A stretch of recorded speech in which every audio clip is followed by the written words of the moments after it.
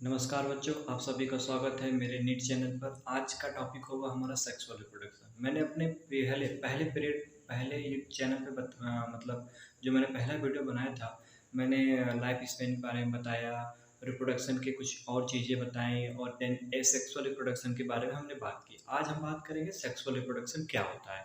तो sexual reproduction क्या होता है, इसको हमने एनसीईआरटी की कुछ लाइनों को पॉइंट वाइज किया हुआ है। आपको दिख रहा होगा 1 2 3 4 5 6, तो हम उसको समझेंगे। और मैं एनसीईआरटी की लाइन बोलूँगा और ये जो डाइट थोड़ा सा मैं ब्लैक बोर्ड पर लिख के जो समझाने की कोशिश करूँगा, ताकि चीज़ें आपको एनसीईआरटी की चीज़ें आसानी से समझ में आए, लेकिन आप उसको साथ-साथ अंडरलाइन करते हुए चलेंगे। चलिए तो शुरू करते हैं आज का टॉपिक सेक्सुअल रिप्रोडक्शन। देखिए, मैं आपके एनसीईआरटी की लाइन पढ़ रहा हूँ, सेक्सुअल रिप्रोडक्शन क्या होता है? Sexual reproduction involve formation of the male and female gamete either by the same individual or by different individual of the opposite sex। देखिए, सेक्स क्या कह रही है एनसीईआरटी की line, sexual reproduction involve the formation of the mail and female gamete. जैसा आपको पहले point में दिख रहा होगा, मैंने ऊपर स्पर्म बनाया है, वो मेल गैमेट है, नीचे मैंने ओवम बनाया है, वो क्या फीमेल गैमेट है। तो पहला स्टेप तो कंप्लीट हो गया सेक्सुअल रिप्रोडक्शन का, क्या involve the formation of the mail and female gamete. ठीक है, अब इसके आगे क्या होता है? इसके आगे देखिए एनसीईआरटी की लाइन क्या लिख रही है कि these gamete fuse to form the zygote which develop to form the new organism. देखिए, अब मेल और फीमेल गैमेट मिले, फर्टिलाइजेशन प्रोसेस हुआ, फर्टिलाइजेशन से क्या बना, जाइगोट बना, जाइगोट से क्या बना, एम्ब्रियो मतलब न्यू ऑर्गेनिज्म बना। मतलब हमने एनसीईआरटी की इस पूरी लाइन को मैंने इस फ्लो चार्ट से आपको समझाने की कोशिश की। मैं एक बार फिर से समझा दे रहा हूँ। Sexual reproduction involve the formation of the mail and female gamete, जैसा पॉइंट नंबर 1 में दिख रहा होगा, ऊपर स्पर्म है, नीचे ओवम है। ठीक है, it these gamete fuse to form, देखिए दोनों गैमेट फ्यूज हुए। ठीक है, फ्यूज होके क्या बना, उन्होंने जाइगोट बनाया। इस प्रोसेस को क्या कहेंगे, फर्टिलाइजेशन कहेंगे। ठीक है, जाइगोट बनने के प्रोसेस क्या कहेंगे, फर्टिलाइजेशन बनेंगे। अब जाइगोट से क्या बना, एम्ब्रियो मतलब न्यू ऑर्गेनिज्म। अरे भाई, बात तो सही है, न्यू ऑर्गेनिज्म की शुरुआत कहाँ से होगी, एम्ब्रियो से ही होगी। ठीक है, और ये जाइगोट क्या होता है, डिप्लॉयड होता है, इसलिए मैंने इसको क्या लिखा, ट्विन लिखा। ठीक है, इतनी बात आपको क्लियर होगी। अब चलिए दूसरी पॉइंट को समझते हैं, सेक्सुअल रिप्रोडक्शन की कुछ कैरेक्टरिस्टिक्स को हम समझने की कोशिश करेंगे कि सेक्सुअल रिप्रोडक्शन में और क्या होता है। ठीक है, देखिए मैं एनसीईआरटी की लाइन को बोल रहा हूँ, यहाँ पर मैंने थोड़ा शॉर्ट फॉर्म में लिख दिया, समझाने की पर्पज से बस मैंने लिख दिया ताकि आपको चीज़ें समझ में आ रही हो। मैं एनसीईआरटी की लाइन आगे से बोल रहा हूँ। It is an elaborate, point number 2 में आप देखिएगा, it is an elaborate complex slow process as compare to asexual reproduction. सही बात है भाई, ये इलाबोरेट है, मतलब बहुत एक लंबा प्रोसेस है। लंबा प्रोसेस कैसे हुआ, मेल गैमीट बन रहा है 14 साल की उम्र के बाद। ठीक है, फीमेल गैमीट पहले से बननी शुरू हो गई, एम्ब्रियोनिक स्टेज में 4 महीने के जब होता है तभी डेवलपमेंट शुरू हो जाता है। तो जब मेंस्ट्रुअल साइकिल शुरू होती है तब जाकर ओवम निकलता है। तो एक हुआ ना लंबा प्रोसेस, जन्म से लेकर 10-12 साल का समय, जन्म से लेकर 14 साल का समय मेल में, 10 से 12 साल का समय लगा फीमेल में। तो इलाबोरेट हो गया। और कॉम्प्लेक्स मतलब, कॉम्प्लेक्स इन द सेंस ये हुआ कि बहुत जटिल प्रावस्था होती है। कि कैसे जटिल प्रावस्था होती है, जैसे मेल गैमीट बन रहा है। ठीक है, मेल गैमीट स्पर्म जो बन रहा है वो एक दिन में तो बन नहीं रहा है, उसको बनने में समय लग रहा है। उसमें पता नहीं क्या क्या कंपोनेंट लग रहे हैं, क्या क्या इसमें केमिकल्स यूज हो रहे हैं, क्या क्या मेटाबॉलिज्म हो रहा है, तब वो जाकर एक गैमीट तैयार हो। इसलिए कॉम्प्लेक्स प्रोसेस हो गया, स्लो प्रोसेस। जाहिर सी बात है भाई, समय लगा।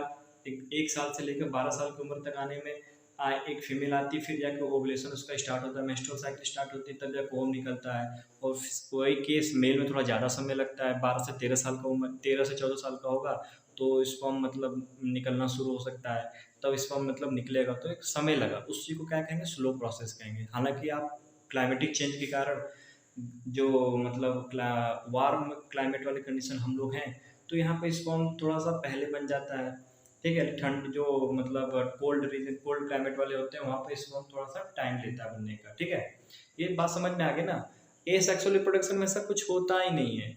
एक ऑर्गेनिज्म देखा, उसको कहीं से काट दिया, वो एक नया ऑर्गेनिज्म बना दिया। तो ए सेक्सुअल रिप्रोडक्शन में कुछ झंझट ही नहीं है। ठीक है, आज का आज ही रिजल्ट मिल जाना है, लेकिन सेक्सुअल रिप्रोडक्शन केस में ऐसा नहीं है, समय लगता है इन सब चीज़ों में। जाहिर सी बात है भाई, अच्छी चीज़ों को बनने में समय लगता है। ठीक है, अगर आपको एक ऊंची इमारत खड़ी करनी है ना, तो आपको समय लगेगा, कम समय में नहीं तैयार होगी चीज़ें। ठीक है, चलिए आगे बढ़ते हैं, तीसरे पॉइंट को समझते हैं इसी की चीज़ के। देखिए तीसरा पॉइंट समझिए, मैं एनसीईआरटी लाइन बोल रहा हूँ, यहाँ पर मैंने फिर से बोला कि मैंने शॉर्ट फॉर्म में लिख दिया है, थोड़ा सा मेरी मेहनत कम हो गई, लेकिन आपको मैं पूरा बोल के समझाऊंगा कि चीज़ें क्या हैं, ठीक है। थर्ड पॉइंट समझिए, a study of diverse organism, plant, animal, fungi. P for plant, A for animal, F for fungi. A study of diverse organism, plant, animal or fungi, so that though they differ so greatly in external morphology, internal structure, physiology. सही तो कह रहा भाई, plant की morphology अलग होती है, internal structure अलग होता है, इसकी फिजियोलॉजी अलग होती है, इसके हार्मोन्स अलग होते हैं। एनिमल में भी सेम कंडीशन है, देख लीजिए हम लोग का हर एक एक्सटर्नल मॉर्फोलॉजी अलग है। मॉर्फोलॉजी मतलब क्या होगा? मॉर्फोलॉजी का मतलब होता है जिसमें बाहर से ही देखकर हम अंतर बता सकें, वो क्या होगी? मॉर्फोलॉजी। मैं इस चीज़ को लिख दे रहा हूँ, मैंने यहाँ पे इस चीज़ को मेंशन नहीं किया। हाँ, चलिए अब आगे बढ़ते हैं। हमने क्या कहा? मॉर्फोलॉजी मतलब क्या हुआ? बाहर से ही देखकर अंतर हम पहचान लेते हैं, उसको क्या कहेंगे? मॉर्फोलॉजी कहेंगे, ठीक है। अब देखिए, मैं हम कहाँ कहते हैं? Plant, animal, fungi, they differ so greatly in external structure, internal structure and physiology. जाहिर सी बात है भाई, प्लांट का देख लीजिए स्ट्रक्चर अलग होता है, उसकी हाइट अलग होती है, ठीक है। इंटरनल स्ट्रक्चर उसका अलग होता है, उसमें कैम्बियम रिंग पाई जाती है, एनिमल में थोड़ी पाई जाती है। और एनिमल में स्टमक होता है, लीवर होता है, इंटेस्टाइन होता है, प्लांट में ऐसा कुछ नहीं होता है। फंजाई में भी वही चीज़ें हैं, फंजाई में चीज़ें अलग अलग हैं। लेकिन जब बात आएगी कि इन सबको जब सेक्सुअल रिप्रोडक्शन करना होगा ना, when it comes to sexual mode of reproduction, this share a similar pattern. मतलब क्या हुआ? जब इन तीनों को, मतलब किसको? प्लांट, एनिमल, फंजाई को अगर सेक्सुअल रिप्रोडक्शन करना होगा ना, तो ये एक ही पैटर्न को फॉलो करें, एक ही नियम को फॉलो करेंगे। ये सिमिलर पैटर्न को फॉलो करें, मतलब जो एनिमल फॉलो कर रहा है सेक्सुअल रिप्रोडक्शन के लिए, क्या क्या स्टेज होती है, वही प्लांट भी, वही एनिमल, वही फंजाई भी फॉलो करता है, ठीक है। चलिए बच्चों, अब हम फोर्थ पॉइंट को समझेंगे कि फोर्थ जुवेनाइल फेज क्या है। मैं फिर से एनसीईआरटी की लाइन पढ़ रहा हूँ, आप इसको अंडरलाइन करिएगा। All organisms have to reach a certain stage of growth and maturity in their life before they can reproduce sexually. That period of growth is called the juvenile phase. Juvenile phase, देखिए समझने की कोशिश करिए। जैसे कोई organism है, जैसे मान लीजिए हम ही लोग हैं, ठीक है। हमने ग्रोथ किया, फिर मेच्योर ग्रोथ करने में हमारी मेच्योरिटी आई। अब हमारे लाइफ में एक समय क्या है? मेच्योर हो गए। जैसे हमारा जो समय चल रहा है 15-16 साल का, आप लोग होंगे, ठीक है। तो आप लोग मेच्योर हो चुके हैं, अभी कहा जाएगा मेच्योर हो चुके हैं। Before they can reproduce sexually, जिसके पहले वो सेक्सुअल रिप्रोडक्शन कर सकते हैं, इस पीरियड को हम क्या कहेंगे? जुवेनाइल फेज कहेंगे, ठीक है। मतलब बिफोर दे कैन रिप्रोड्यूस, मतलब ये रिप्रोडक्शन एक समय से पहले कर सकते हो, उसको क्या कहेंगे? जुवेनाइल फेज कहेंगे, ठीक है। और जुवेनाइल फेज टर्म जो होगा वो एनिमल के लिए ही होगा। और वही बात जब प्लांट की लिए आएगी तो हम क्या कहेंगे? पांचवा पॉइंट देखिएगा, जब बात ये आएगी कि जुवेनाइल फेज तो हमने चलिए एनिमल के लिए बोल दिया, हम प्लांट के लिए क्या बोल रहे हैं? इसको बोलेंगे वेजिटेटिव फेज, ठीक है। पांचवा पॉइंट को समझने की कोशिश करिएगा, प्लांट के लिए क्या होगा? वेजिटेटिव फेज होगा, ठीक है। अब चलिए छठा पॉइंट समझते हैं। द एंड ऑफ जुवेनाइल या vegetative phase which mark the beginning of the reproductive phase. जाहिर सी बात है, एक खत्म हो रहा है, दूसरे की तो शुरुआत होगी हुई। और जुवेनाइल फेज क्या होता है कि रिप्रोडक्शन से पहले की स्टेज क्या होती है? जुवेनाइल फेज होती है। जैसे जुवेनाइल फेज खत्म हुआ, तुरंत रिप्रोडक्टिव फेज शुरू हो जाएगा, ठीक है। मतलब ये होगा कि लाइफ में हर एक चीज़ों का डिवाइडेशन है, हर एक सबका एक टाइम जो निर्धारित है। जुवेनाइल फेज का समय मान लीजिए 15-16 साल ले लीजिए, इसके बाद जो है रिप्रोडक्टिव फेज आता है, इसके बाद क्या आएगा? सनसेट फेज आएगा, मतलब वृद्धावस्था क्या आएगी, ठीक है। तो छठा पॉइंट वही है कि एंड ऑफ जुवेनाइल या vegetative phase mark the beginning of the reproductive phase. अगर मान लीजिए कि किसी में जुवेनाइल फेज खत्म हो रहा है, ठीक है, जैसे आप लोगों में जुवेनाइल फेज, अब चाहे प्लांट में जो है वेजिटेटिव फेज खत्म होने वाला है, वो इस अगर खत्म हो रहा है तो समझ लीजिए उसमें रिप्रोडक्टिव फेज की शुरुआत हो चुकी है, ठीक है। हाँ, एक चीज़ और मैं एक पॉइंट लिखना भूल गया, मैं आपको बता दूं कि this phase is a variable duration different organism. अब तो भाई चलो मान लो कि एनिमल में समझ में आता है कि 15-16 साल के बाद जो है रिप्रोडक्शन की कैपेबिलिटी होती है, तो वो मतलब ऑर्गेनिज्म मतलब रिप्रोडक्शन कर सकता है। लेकिन प्लांट के केस में तो ऐसा है नहीं, प्लांट का तो हमें पता ही नहीं चलता जनरली कि कितने साल का है, जब तक हम कैम्बियम रिंग उसको गिन न ले, वो आपने 11th में पढ़ रखा होगा पहले से ही, ठीक है। तो ये बोल रहा है कि दिस फेज, मतलब जो वेजिटेटिव फेज, जुवेनाइल फेज है, ये अलग अलग ऑर्गेनिज्म में अलग अलग समय के लिए होता है। जैसे मनुष्यों में कुछ अलग होगा, बिल्ली में कुछ अलग होगा, हाथी में कुछ अलग होगा।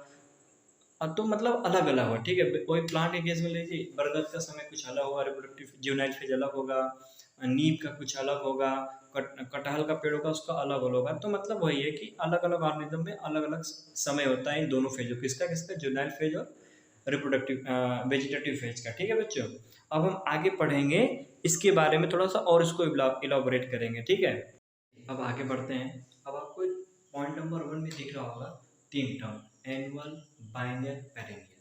ठीक है, अब एनसीईआरटी में लिखी लाइन को मैं सबसे पहले पढ़ लेता हूँ, देन इसके बाद इन पॉइंट नंबर 1 में जो तीनों चीज़ लिखी हुई है मैं उसके बारे में आपको समझाऊंगा। Plant the annual and biennial type show clear cut vegetative, reproductive and sunset phase, but in the perennial species it is very difficult to clearly define these phases। आप अपने बुक में इसको अंडरलाइन कर लीजिएगा। ठीक है, आप उम्मीद करता हूँ कि आप अंडरलाइन कर लेंगे। अब मैं आपको समझाता हूँ कि एनुअल, बाइनर, पेरेनियल क्या होता है। देखिए, एनुअल क्या होता है, 1 ईयर का प्लांट होता है। ठीक है, 1 साल ही मतलब वो रहता है। बाइनर क्या होगा, 2 साल रहेगा। पेरेनियल क्या होगा, बहुत ज़्यादा साल तक रहेगा। ठीक है, बहुत ज़्यादा साल तक वो जीवित रहेगा। ठीक है, अब एनसीईआरटी की लाइन को समझाता हूँ। ठीक है, जो एनुअल और बाइनर टाइप के प्लांट होते हैं ना, उनमें वेजिटेटिव फेज मैं क्यों बोल रहा हूँ, क्योंकि मैं यहाँ प्लांट की बात कर रहा हूँ। ठीक है, मैं फिर से समझा रहा हूँ।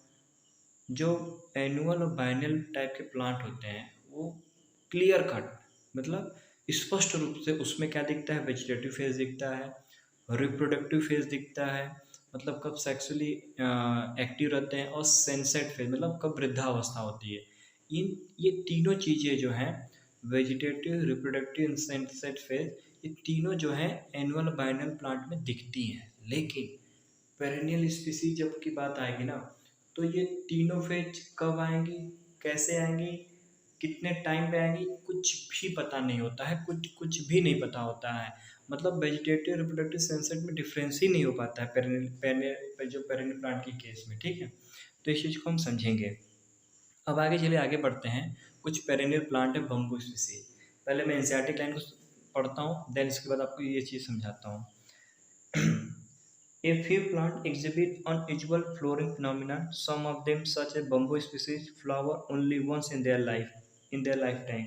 जो सिर्फ एक ही बार जिसमें फ्लावर आता है उसको हम कहते हैं मोनोकार्पिक। ठीक है, generally after 50 to 100 year produce large number of fruit and type. ठीक है, क्या होता है कि बम्बो स्पीसीज जो होता है ना, 50 से 100 साल के बीच में एक ही बार उसमें फ्लावर आता है। ठीक है, अब बहुत ढेर सारे फ्लावर आते हैं, और ढेर सारे फ्लावर आते हैं मर जाते हैं। हम लोग की अगर नसीब अच्छी रहे तो हम लोग भी कभी बांस जिसको कहते हैं, एक लोकल लैंग्वेज में गांव की भाषा में बांस कहते हैं, तो वो कभी आपने शायद ही देखा होगा कि बांस के पेड़ में फूल लगते हुए, कभी नहीं देखा होगा। ठीक है, कभी नहीं देखा होगा। बहुत किस्मत वाले होंगे तो आप लोग को दिख जाएगा, चाहे हमें दिख जाएगा। ठीक है, पता नहीं कब दिखेगा वो पता नहीं। ठीक है, वो बात छोड़ते हैं, बस इतना समझिए कि बम्बो स्पीसीज में क्या होती है, फ्लोरिंग 50 से 100 साल में एक बार होती है। बहुत ज़्यादा फ्लावर होते हैं। ठीक है, उसके बाद क्या होते हैं, मर जाते हैं। ठीक है, अब थर्ड पॉइंट को समझिए, स्ट्रोबेलेंथस कुंथियाना क्या है। अब इसको समझिए। अनदर प्लांट स्ट्रोबेलस कुंथियाना, इसको नीला कुरेंजी भी कहते हैं, flower once in 12 year. As many of would you know, this plant flower during September October 2006। Its mass flowering transport large track of hilly area Kerala, Karnataka, Tamil Nadu into blue stretches and attract large number of tourist. जो Strobilanthes कुंथियाना plant होता है ना, 12 साल पे एक बार उसमें flower आता है। ठीक है, और ये कहाँ कहाँ पाए जाते हैं, कहाँ कहाँ पाए जाते हैं, ये केरला में, कर्नाटका में, तमिलनाडु में, जो जो नीली पहाड़ियाँ हैं। ठीक है, वहाँ पे ये स्ट्रोबेलस कुंथियाना नीला कुरिंजी पाया जाता है। ठीक है, 2006 में हुआ था सितंबर, हाँ एक याद रखिएगा, सितंबर अक्टूबर। मैं वो लिखना भूल गया था, मैं अभी उस पर लिख दे रहा हूँ कि इसका समय कब होता है। हाँ, तो बच्चों में क्या होता है, जो स्ट्रोबेलस कुंथियाना में जो फूल फल आते हैं ना, वो सितंबर अक्टूबर के समय में आते हैं। 12 साल में एक बार आता है, 2006 में आया था, 2018 में आ गया। ठीक है, अब इसके बाद 28 में आएगा, सॉरी 30 में आएगा, 2030 में आएगा, तो ऐसे चलता रहेगा 12 साल पे। ठीक है, अब पॉइंट नंबर 4 देखिए। In animal, juvenile phase followed by morphological and physiological changes prior to active reproductive behaviour. कुछ प्राणियों में, मतलब इस चीज़ को एंजाइटी में लिखा है, इसको अंडरलाइन कर लिएगा, कि कुछ प्राणियों में क्या होता है कि जो रिप्रोडक्ट, आपको सबको पता है कि जुवेनाइल फेज के बाद क्या आता है, रिप्रोडक्टिव बिहेवियर आता है। लेकिन ज्यूनाइल फेज ख़त्म हो रहा है, इसकी पहचान कैसे होगी? इसकी पहचान ऐसे होती है कभी-कभी कि उसमें मॉर्फ़ोलॉजिकल चेंज आने मतलब बाहर से कुछ परिवर्तन होने लगता है। जैसे हम लोगों में देखिए, हम लोगों में जब रिप्रोडक्टिव फेज आने वाला होता है तो कैसा लगता होगा? दाढ़ी मूंछ आ जाती है, ये मतलब लड़कों में क्या होता है कि दाढ़ी मूंछ आ गई, दाढ़ी मूंछ आने लगती है, शरीर कंधे चौड़े होने लगते हैं, तो क्या ये मॉर्फ़ोलॉजिकल चेंज होने लगते हैं। रिप्रोडक्टिव फेज अभी आया नहीं है, लेकिन फिर भी क्या होगा, मॉर्फ़ोलॉजिकल चेंज से हम पता लगा लेंगे कि ज्यूनाइल फेज अब खत्म होने वाला है। दूसरा फिजियोलॉजिकल चेंज, फिजियोलॉजी चेंज हो जाती है हमारे शरीर के अंदर की, ठीक है? स्पर्म बनना शुरू हो जाते हैं ज़्यादा मात्रा में, ठीक है? हमारा मेटाबॉलिज्म और अच्छा हो जाता है। तो इससे क्या पता चल रहा है कि ज्यूनाइल फेज खत्म होने वाला है और रिप्रोडक्टिव बिहेवियर शुरू होने वाला है, ठीक है? बात समझ में आ गई? अब हम आगे बढ़ेंगे इसके लिए, ठीक है? तो बच्चों शुरू करते हैं नेक्स्ट टॉपिक, ओस्टर साइकिल और मेंस्ट्रुअल साइकिल में क्या डिफरेंस होता है, ठीक है? पॉइंट नंबर 1 में आपको ईस्टर साइकिल दिख रही होगी। ईस्टर साइकिल को हम हीट पीरियड भी कहते हैं, ठीक है? और इसमें ईस्टर साइकिल में क्या होता है कि एंडोमेट्रियम रीअब्जॉर्ब हो जाती है, ठीक है? ये एक हो गया। और दूसरा इसमें क्या होता है, इसमें ब्लड इंक्लूड नहीं होता, मतलब ब्लड नहीं आता ईस्टर साइकिल में, ठीक है? और ईस्टर साइकिल किसमें पाया जाता है? काऊ, सीप, रेड, डियर, डॉग, टाइगर, ये इसको क्या कहते हैं? नॉन प्राइमेट कहते हैं, ठीक है बच्चों? एग्जाम में आपको ये तो नहीं पूछेगा हीट पीरियड किसको कहता है और एंडोमेट्रियम रीअब्जॉर्ब किसमें होती है, लेकिन एग्जाम्पल जरूर पूछ सकता है कि ईस्टर साइकिल किसमें पाई जाती है। तो आपको टिप्स पे मतलब याद होनी चाहिए सारे एग्जाम्पल, या फिर नॉन प्राइमेट आपको पता होने चाहिए, ठीक है बच्चों? अब पॉइंट नंबर 2 में आइए कि मेंस्ट्रुअल साइकिल किसको कहते हैं, ठीक है? मेंस्ट्रुअल साइकिल में क्या होता है कि एंडोमेट्रियम इसमें रप्चर हो जाती है, ठीक है? एंडोमेट्रियम रप्चर हो जाती है और इसमें ब्लड आता ही आता है 3 से 5 के दिनों मेंस्ट्रुअल फेज में, आप आगे पढ़ेंगे थर्ड चैप्टर में।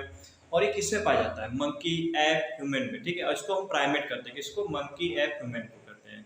बच्चों एक जो ये लाइन एनसीईआरटी में दी हुई है, ठीक है? आप एनसीईआरटी जब पढ़ेंगे तो इन चीज़ों को आप अंडरलाइन करते हुए पढ़ेंगे, इग्नोर नहीं मारना, इन लाइनों को जरूर अंडरलाइन करिएगा, ठीक है? अब कुछ चीज़ें एनसीईआरटी पर लिखी हुई है जो मैंने बोर्ड पे नहीं लिखा है, मैं उसको पढ़ दे रहा हूँ कि the end of reproductive phase can be consider as one of the parameter of senescence और ओल्ड एज। जनरली ऐसा कह सकते हैं कि देखिए, मतलब रिप्रोडक्टिव फेज खत्म का मतलब क्या हुआ कि व्यक्ति जब वृद्ध होने लगता है तो उसके अंदर सेक्सुअल डिजायर कम होने लगते हैं, ठीक है? तो लोग कहते हैं कि अब मतलब लोग कहते नहीं हैं, लेकिन मतलब समझ जाते हैं कि हाँ, शरीर वृद्ध हो रही है, वो डिजायर नहीं रह गया जो पहले रहती थी एक उस फेज में, ठीक है? तो ये एक पैरामीटर हो गया। अब पॉइंट नंबर 3 पर आइए।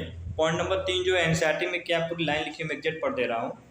In both plant and animal, hormones are responsible for the transition between the three phases. अब ये 3 फेजेस कौन कौन से हैं? एनसीईआरटी तो इन्होंने लिखा नहीं, लेकिन मैं बता दे रहा हूँ, ये 3 फेजेस हैं, vegetative, reproductive and senescent phase, ठीक है? ये 3 फेज कौन कौन से? सॉरी, ज्यूवेनाइल फेज, या vegetative phase, reproductive and senescent phase, ये 3 फेज। ये जो 3 फेज प्लांट और एनिमल में पाए जा रहे हैं, इसके लिए कौन रिस्पॉन्सिबल है? हार्मोन, ठीक है? एनिमल का हार्मोन अलग होता है, प्लांट का हार्मोन अलग होता है, तो हार्मोन रिस्पॉन्सिबल होते हैं इन 3 फेज के बीच में, जो ये जो 3 फेज होते हैं प्लांट और एनिमल में, इसके लिए हार्मोन रिस्पॉन्सिबल होते हैं, ठीक है बेटा? अब चलिए, अब नेक्स्ट टॉपिक पे चलते हैं, क्या है? Sexual event in sexual reproduction, ठीक है? अब कौन कौन सी घटनाएं सेक्सुअल रिप्रोडक्शन के दौरान होती है, हम इस टॉपिक पे पढ़ेंगे। अब इस टॉपिक में पॉइंट आता है कि सेक्सुअल रिप्रोडक्शन को हम कैसे पहचानेंगे। अगर किसी को हमें पहचानना है किसी के बारे में, तो हमें कुछ स्पेसिफिक चीज़ें उसके बारे में पता होनी चाहिए, ठीक है? तो sexual reproduction is characterized by fertilization and embryogenesis. ये बहुत इंपॉर्टेंट पॉइंट है, ये एग्जाम में डिक्टो लाइन उठा के आ सकती है, या तो स्टेटमेंट टाइप में क्वेश्चन पूछ सकते हैं कि which of the following statement is not related to sexual reproduction, ठीक है? तो मान लीजिए कि 4th पॉइंट उन्होंने ऐसे दे दिया, sexual reproduction is not characterized by fertilization embryogenesis, तो क्या हो जाएगा? गलत। क्यों गलत होगा? क्योंकि सेक्सुअल रिप्रोडक्शन कैरेक्टराइज होता है फर्टिलाइजेशन एम्ब्रियोजेनेसिस के द्वारा, ठीक है? ये एनसीईआरटी में लाइन दी हुई है, आप जब पढ़ेंगे तो ये हर एक लाइन को मतलब आप इंक्लूड करते हुए चलेंगे, एक भी चीज़ आप छोड़ेंगे नहीं एनसीईआरटी की। मैं जो बोर्ड पर लिख रहा हूँ उस लाइन को तो आपको अंडरलाइन करना ही करना है, और उसको हमेशा थोड़ा ज़्यादा पढ़ना है, लेकिन जो चीज़ें मैं आपको बोर्ड पे नहीं लिख रहा हूँ, ठीक है, लेकिन आप जब भी एनसीईआरटी पढ़ेंगे उसको जरूर साथ में पढ़ते हुए चलेंगे, क्योंकि चीज़ें एनसीईआरटी में जुड़ी हुई रहती है एक दूसरे से। अब देखिए 3 फेजेस दे दिया, अब 3 फेजेस वही समझ पाएगा बंदा जो ज्यूवेनाइल, रिप्रोडक्टिव, सेंसिटिव हमने समझा होगा। तो इस चीज़ को समझिए, एनसीईआरटी पढ़ने का तरीका आपके हाथ में होना चाहिए। आप नीट में बैठ जाना बड़ी बात नहीं होती है, लेकिन एनसीईआरटी को आपने किस तरीके से पढ़ा है वो बहुत मायने रखता है। एनसीईआरटी पढ़ने का तरीका होता है, मैं आगे बताऊंगा फर्दर कि एनसीईआरटी कैसे पढ़ा जाता है। मैं अपनी बुक दिखाऊंगा कि मैंने कैसे एनसीईआरटी में पढ़ा था और मैंने 345 नंबर गेन किए थे जिस साल मैंने अपना एडमिशन लिया था गवर्नमेंट बीएमएस कॉलेज में। तो मैं आपको बताऊंगा कि 345 कैसे आए थे, जरूर बताऊँ, क्योंकि एनसीईआरटी पढ़ने का तरीका बहुत बच्चों को नहीं पता होता है। कैसे पढ़ते हैं, कितना पढ़ते हैं, क्या छोड़ते हैं, वो बहुत ज़रूरी होता है कि आप पढ़ें उस सब चीज़ों को, उस सब चीज़ को जानना बहुत ज़रूरी होता है। चलिए अब आगे बढ़ते हैं। इसमें 3 इवेंट होते हैं। इवेंट इन सेक्सुअल रिप्रोडक्शन में क्या होता है, 3 इवेंट होते हैं। मैंने पहला इवेंट लिखा है पॉइंट नंबर 5 पे, प्री फर्टिलाइजेशन। दूसरा इवेंट होता है फर्टिलाइजेशन। तीसरा होता है पोस्ट फर्टिलाइजेशन। तो अब हम पढ़ेंगे प्री फर्टिलाइजेशन के बारे में। देखिए प्री फर्टिलाइजेशन में 2 चीज़ होती है, एक होती है गैमेटोजेनेसिस, दूसरी होती है गैमेट ट्रांसफर। अब ये दोनों क्या होते हैं, इसमें क्या क्या पाया जाता है, अब मैं आगे आपको भी बताने वाला हूँ। अब चलिए बच्चों आगे बढ़ते हैं। प्री फर्टिलाइजेशन जैसे मैंने बताया था 2 चीज़ होती हैं, एक गैमेटोजेनेसिस होता है, दूसरा गैमेट ट्रांसफर होता है। अब चलिए गैमेटोजेनेसिस के बारे में पढ़ते हैं कि गैमेटोजेनेसिस क्या होता है। गैमेटोजेनेसिस, जेनेसिस मतलब बनना होता है, तो मतलब process of formation of gamete is called gametogenesis. Male gamete sperm होगा, फीमेल गैमेट ओवम होगा, ठीक है। और एक बात याद रखिए, गैमेट क्या होते हैं, हैप्लॉइड होते हैं, इसको हम एन से डिनोट करते हैं, ठीक है। अब गैमेट भी 2 टाइप के होते हैं, होमोगैमेट और हेट्रोगैमेट। अब होमोगैमेट क्या होता है, होमोगैमेट का मतलब होमो माने समान, तो होमोगैमेट चाहे आइसोगैमेट के बात दोनों एक ही है। ये क्या होंगे, मॉर्फोलॉजिकली सिमिलर होंगे, मतलब आप बाहर से देखकर उसमें अंतर नहीं बता पाएंगे, ठीक है। तो ये क्या होंगे, होमोगैमेट कहलाएंगे। अरे भाई जैसे मान लीजिए कि कोई पेन है, ठीक है, ब्लू और ब्लैक पेन है, एक ही कंपनी की है, ठीक है, तो साइज तो उन दोनों की एक ही है ना, वो तो इंटरनल जो उसका पेन का जो इंक है उसमें डिफरेंस है, बाहर पेन की साइज, कैप सब एक ही है ना, तो वो क्या हो गया, वो होमो हो गया, ठीक है। इसका एग्जांपल क्या है, क्लेडोफोरा। आप एनसीईआरटी डायग्राम में देखिएगा, फिगर 1.5 में दिया होगा आइसोगैमेट ऑफ क्लेडोफोरा, ठीक है। तो क्लेडोफोरा क्या होते हैं, होमोगैमेट। और एक बात ध्यान रखिएगा, ये क्लेडोफोरा एल्गी होता है, ठीक है। कभी कभी नीट के एग्जाम में क्या होता है कि बोल देगा कि क्लेडोफोरा जो है फंजाई से है कि एल्गी से, पूछ सकता है, तो आपको पता होना चाहिए कि क्लेडोफोरा किससे होता है, एल्गी से होता है। देखिए मैं एक बात बताऊं कि बायोलॉजी में नंबर पाना कठिन नहीं है नीट में, लेकिन उसके लिए आपको एक तरीके से पढ़ना होगा। जैसे मैंने क्या कहा, क्लेडोफोरा एल्गी होता है, ब्रैकेट में बना दिया नीचे, वो एनसीईआरटी में बगल में बना दिया। अब आप पढ़ते समय इसको ध्यान नहीं देंगे तो जो वहाँ पर एनडीए का पेपर जो बना रहे हैं ना, वो काफ़ी एक्सपीरियंस है, वो 5-6 महीने से पहले से पेपर बनाते हैं। ये बात अलग की है कि कुछ क्वेश्चन कॉन्ट्रोडिक्ट हो जाते हैं, मतलब इस बार शायद काफ़ी क्वेश्चन कॉन्ट्रोडिक्ट हुए हैं 2022 में। तो आपको ध्यान में रखना है कि एनसीईआरटी पढ़ते समय एनसीईआरटी का हर एक ब्रैकेट को, हर एक कॉमा को, दिस दैट ऑन नॉट, हर एक चीज़ को आपको समझदारी से देखते हुए चलना, कोई भी चीज़ छोड़नी नहीं है, ठीक है। चलिए अब आगे बढ़ते हैं कि हेट्रोगैमेट। अब हेट्रो से पता चल गया कि अगर 2 डिफरेंट टाइप का हो गया, मतलब मॉर्फोलॉजिकली डिस्टिंक्ट है, इनको आप देखकर ही पहचान सकते हैं कि ये क्या है, हेट्रोगैमेट है। तो सबसे पहले हम क्या एग्जांपल बता दे रहे हैं कि जैसे ह्यूमन स्पर्म और ह्यूमन ओवम, ठीक है, ये क्या होंगे, मॉर्फोलॉजिकली डिस्टिंक्ट टाइप के होंगे, मतलब इनमें बहुत अंतर है। डायग्राम जैसे आपको रफली पॉइंट नंबर 5 पे दिख रहा होगा स्पर्म ओवम का, ठीक है। और एक बात याद रखिए कि स्पर्म को हम एंथ्रोजॉइड भी कहते हैं और एक को हम क्या कहते हैं, ओवम भी कहते हैं। और एक एल्गी में भी पाया जाता है हेट्रोगैमेट, किस एल्गी में, फ्यूकस में, ठीक है। ये फिगर 1.5 में दिया होगा, फ्यूकस जो होता है ये भी एल्गी होती है और इसमें भी क्या होता है, हेट्रोगैमेट होता है। ये सब एनसीईआरटी में आपको लाइनें दी हुई हैं, पढ़ते समय आप इसको जरूर अंडरलाइन कर लेंगे बच्चों। अब चलिए पॉइंट नंबर 5 में आइए। पॉइंट नंबर 5 क्या बोल रहा है, मैं एनसीईआरटी की लाइन पढ़ दे रहा हूँ, यहाँ मैंने शॉर्ट लिख दिया है, बस आपको समझाने के लिए मैंने लिख दिया है। मैं एनसीईआरटी की लाइन पे एग्जैक्ट पढ़ता हूँ, अंडरलाइन भी करिएगा। Sexual reproduction in organism generally involve the fusion of gamete from 2 different individual, ठीक है, इसको अंडरलाइन करिएगा। मैं फिर से बोल रहा हूँ, sexual reproduction in organism generally involve the fusion of gamete from 2 different individual, but this is not always true, अब इसका क्या मतलब है, चलिए इसको बाद में बताऊंगा, पहले बता दो सेक्सुअल रिप्रोडक्शन क्या होता है, ठीक है। सेक्सुअल रिप्रोडक्शन आपको सभी को पता है, मेल गैमेट और फीमेल गैमेट बनेंगे जनरली, मतलब मेल और फीमेल गैमेट मिलते हैं, सेक्सुअल रिप्रोडक्शन उससे फर्टिलाइजेशन होता है, फर्टिलाइजेशन से जाइगोट बनता है, जाइगोट से एम्ब्रियो बनता है, वहां से न्यू ऑर्गेनिज्म की शुरुआत हो जाती है। लेकिन ये but this is not always true, इसका क्या मतलब है, जब बाइसेक्सुअल एनिमल होते हैं ना, उसमें जरूरी गैमेट की जरूरत नहीं पड़ती, जो एक ही इंडिविजुअल से बना देंगे, तो वो क्या हो गया, बाइसेक्सुअल केस में गलत हो जाएगा कि सेक्सुअल रिप्रोडक्शन के लिए हमें मेल और फीमेल गैमेट, वहाँ एक ही इंडिविजुअल से काम हो जाता है। ठीक है, तो एनसीईआरटी लाइन वहाँ पे इशारा कर रही है। देखिए इन सब चीजों को but this is not always true. अब ये लाइन लिख दिया, अब इसको वही बता पाएगा जिसने पढ़ा है अच्छे से। ठीक है, हर कोई नहीं बता पाएगा। एनसीईआरटी की इसी लाइन को आप डिकोड कर लेते हो तो आपका एनसीईआरटी थोड़ी आसान हो जाती है, आपकी भाषा में आ जाती है एनसीईआरटी।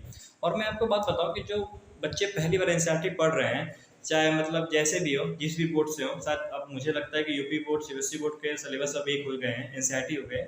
तो आप एक बात याद रखें, अगर पहली बार एनसीईआरटी पढ़ रहे हैं, जैसे मैं बता रहा हूँ जिस तरीके से, अगर आपको शब्द याद नहीं हो रहे हैं, लाइनें, तो आप घबराइए नहीं। एनसीईआरटी एक दिन की पढ़ने की चीज नहीं है, खासकर बायोलॉजी। आपको डेली 2 घंटे बायोलॉजी देने ही देने हैं। अगर आप 2 घंटे बायोलॉजी नहीं पढ़ते तब श्योर रहिए, आपको मैं श्योर कर रहा हूँ कि आप बायोलॉजी में 320 प्लस स्कोर नहीं कर सकते। आपको लगेगा कि आप कर लेंगे, लेकिन कर नहीं पाएंगे और सिली मिस्टेक करके आएंगे। और सिली मिस्टेक जो होती है ना, वो पूरी मिस्टेक करा देती है। वो सिली मिस्टेक पूरी मिस्टेक कराती है एग्जाम में। तो आप इस चीज़ों का ध्यान में रखेंगे। ठीक है बच्चों, अब चलिए मैं आगे बढ़ता हूँ इस पॉइंट पर। चलिए बच्चों, अब आगे बढ़ते हैं। अब देखिए, आपको पॉइंट नंबर 1 दिख रहा होगा, मोनोसियस, बाइसेक्सुअल, हर्माफ्रोडाइट। इस सब चीज़ों का क्या मतलब होता है मैं आपको बताता हूँ। पहले एनसीईआरटी लाइन में रीड कर लेता हूँ, देन इसको जो बोर्ड पे मैंने लिखा उस चीज़ को मैं समझाऊंगा। आप इसको अंडरलाइन भी कर लीजिएगा एनसीईआरटी की इस लाइन को। प्लांट में है both male and female reproductive structure in the same plant और on different plant. Different plant पे है तो यूनिसेक्सुअल हो गया, सेम प्लांट पे तो क्या हो गया, बाइसेक्सुअल हो गया। ठीक है, अब देखिए एक प्लांट है, मान लीजिए अगर मेल और फीमेल स्ट्रक्चर एक ही प्लांट पे है तो उसको हमने मोनोसियस कह दिया, चाहे बाइसेक्सुअल कह दिया, चाहे हर्माफ्रोडाइट। इन तीनों का मतलब क्या होता है, एक ही होता है। एक चीज और याद रखिएगा, BHM बाइसेक्सुअल, हर्माफ्रोडाइट, मोनोसियस, ये तीनों एक ही, इन तीनों का मतलब एक ही होता है। जब भी कहीं एक यूज हो रहा है तो मतलब बाइसेक्सुअल भी होगा, मोनोसियस भी होगा। ठीक है, पॉइंट नंबर 2 देखिए, हेट्रोथेलिक, यूनिसेक्सुअल एंड डायोसियल। हेट्रोथेलिक मतलब क्या हुआ कि मेल और फीमेल जो है अलग अलग पे हो। ठीक है, क्या हो, अलग अलग जगह स्थान पे हो। जैसे मैं एनसीईआरटी स्थान को पढ़ दे रहा हूँ कि heterothallic and dioecious are the term used to describe unisexual condition in flowering plant. ठीक है, मतलब फ्लोरिंग प्लांट में जो मतलब मेल और फीमेल जो होते हैं अलग अलग जगहों पे हो तो उसको क्या कहेंगे, हेट्रोथेलिक कहेंगे, चाहे यूनिसेक्सुअल से डायोसियस कहेंगे। ठीक है, और पॉइंट नंबर 3 देखिए, स्टेमिनेट और पिस्टिलेट दिख रहा होगा। मैं एनसीईआरटी लाइन फिर से पढ़ रहा हूँ। इन फ्लोरिंग प्लांट, जो मतलब फ्लावर है, angiosperm, in flowering plant the unisexual male flower is staminate bearing stamen.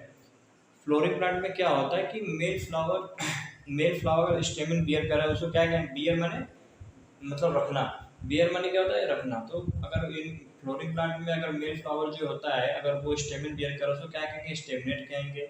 अगर फीमेल फ्लावर जो पिस्टिल बियर कर रहा है उसको क्या कहेंगे, पिस्टिलेट कहेंगे। ठीक है, ये स्टेमेन, पिस्टल, इस सब आपको जो है आपको पता चलेगा नेक्स्ट चैप्टर में, सबके बारे में डिटेल में डिस्कशन दिया हुआ। ठीक है, पॉइंट नंबर 4 में है कि मोनोसियस और डायोसियस प्लांट के एग्जाम्पल कौन कौन होंगे।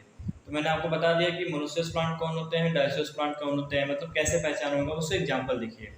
मोनोसियस प्लांट का एग्जाम्पल है कोकोरबाइट, कोकोनट। ठीक है, इसको मैंने इसको ट्री बना दिया सीसियम, कुकुरबिट्स, कोकोनट, और उसको क्या है मोनोसियस प्लांट में पाया जाएगा। उसी तरह डायोसियस प्लांट में आइए, डायोसियस प्लांट का एग्जाम्पल क्या है, पपाया एंड डेट पाम। तो उसको ऐसे याद कर ले, DPP, डेली प्रैक्टिस प्रॉब्लम नहीं। डायोसियस प्लांट कौन कौन है, पपाया एंड डेट पाम होते हैं। ठीक है, ये चीजें याद हो जाएंगी जब आप बार बार रिवाइज करेंगे किसी चीज को ना, तो ये सब चीजें अपने आप याद हो जाती है। तो इसके लिए बहुत ज्यादा आपको मेहनत नहीं करनी पड़ेगी बच्चों। चलिए, ये तो प्लांट के बारे में हमने आपको बता दिया। अब क्या एनिमल के बारे में क्या होगा, तो एनिमल में भी बाइसेक्सुअल और यूनिसेक्सुअल टर्म्स यूज होते हैं। एनिमल में कहाँ पर बाइसेक्सुअल टर्म यूज होगा, कहाँ पे यूनिसेक्सुअल, उसके बारे में देखिए। एनसीईआरटी में लाइन जो लिखी हुई है आप पढ़ लीजिएगा, अर्थवर्म, स्पंज, टैपवर्म, लीच जो होंगे क्या होंगे, बाइसेक्सुअल एनिमल होंगे। ठीक है, बाइसेक्सुअल समझ में आ गया, मेल फीमेल एक ही साथ होंगे। ठीक है, और डायोसियस कौन होगा, काकरोच, जिसको हम यूनिसेक्सुअल स्पीसीज भी कहते हैं। ठीक है, बात होगी प्लांट एनिमल में बाइसेक्सुअल और यूनिसेक्सुअल कौन क्या होता है, कैसे होता है, सब चीज़ें मैंने आपको बता दी है। अब थर्ड पॉइंट पे आइए, cell division during gamete formation. NCERT में लिखी हुई है cell division during gamete formation. तो जब आप एनसीईआरटी की इसको पढ़िएगा तो लाइन अंडरलाइन कर लीजिएगा कि gamete in are heterogametic species up to namely up to type, जैसे मेल और female gamete, male gamete female gamete. Gamete are haploid, though the parent plant body from which they arise may be either haploid or diploid. A haploid parent produce gamete by mitotic division. क्यों haploid parent के produce gamete by mitotic division? क्योंकि वो खुद haploid है.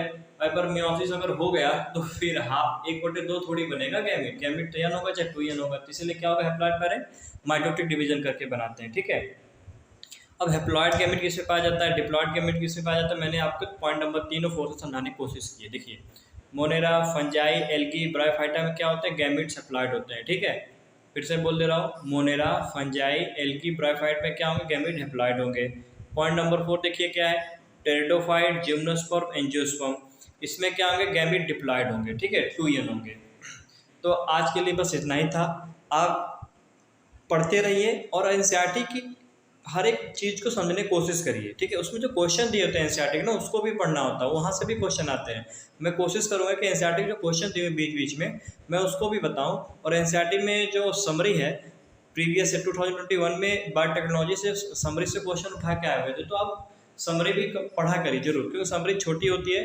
हर summary का मतलब है पूरे चैप्टर का निचोड़ क्या, सारांश क्या, तो उसको समझाने की कोशिश होती है. कभी कभी उसमें अच्छे अच्छे पॉइंट दिए होते हैं जो पूरे चैप्टर में नहीं दिए होते. तो आप पढ़ते रहिए. ठीक है, चलिए, बहुत बहुत शुक्रिया मेरे चैनल में जुड़े रहने के लिए आप लोगों का.